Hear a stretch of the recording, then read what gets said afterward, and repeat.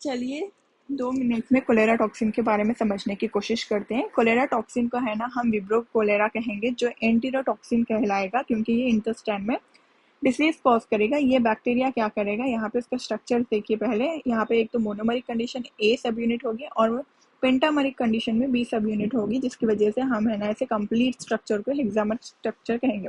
अब ये क्या करेगा, यहाँ पे हमें है ना नॉर्मल कंडीशन में और है ना जैसे ही बैक्टीरिया एंटर करेगा उस कंडीशन में क्या होगा वो देखेंगे। पहले तो हम नॉर्मल कंडीशन में बॉडी किस तरह से रिएक्ट करती है, लेट्स ट्राई टू अंडरस्टैंड। यहाँ पे जब भी है ना एड्रेनालिन वगैरह लाइगेंड वगैरह आके बाइंड होंगे जीपीसीआर रिसेप्टर के साथ, यहाँ पे प्लाज्मा मेम्ब्रेन आप देख सकते हैं।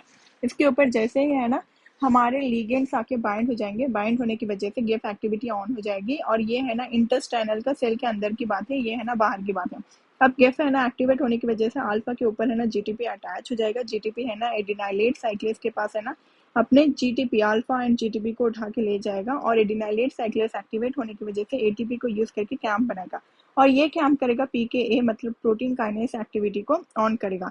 और ये पीकेए क्या करेगा, नॉर्मल कंडीशन में जाके क्लोराइड से एंड है सोडियम एंड वाटर के चैनल से अटैच होके है ना क्लोराइड एंड सोडियम को बाहर सेल के बाहर है ना फेंकेगा।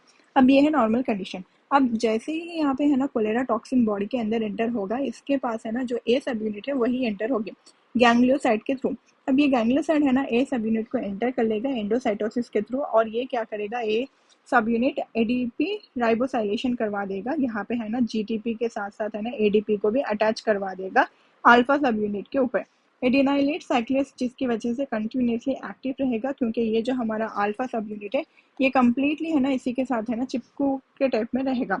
ये है ना इसके साथ चिपके रहेगा और ये क्या करेगा, कंटिन्यूसली कैंप की सिंथेसिस करेगा, कॉन्सेंट्रेशन है ना कैंप के बढ़ा देगा, जिसकी वजह से पी के ए का कॉन्सेंट्रेशन भी बढ़ता जाएगा और ये क्या करेगा, क्लोराइड एंड सोडियम वाटर के चैनल्स को भी कंटिन्यूसली एक्टिव रखेगा और यहाँ से वाटर का लॉस बहुत ज़्यादा होगा और उसी के साथ साथ है ना इलेक्ट्रोलाइट्स का भी बहुत ज़्यादा लॉस होगा, जिसके अंदर है ना हमें डायरिया या फिर we can call it as a cholera toxin की कंडीशन।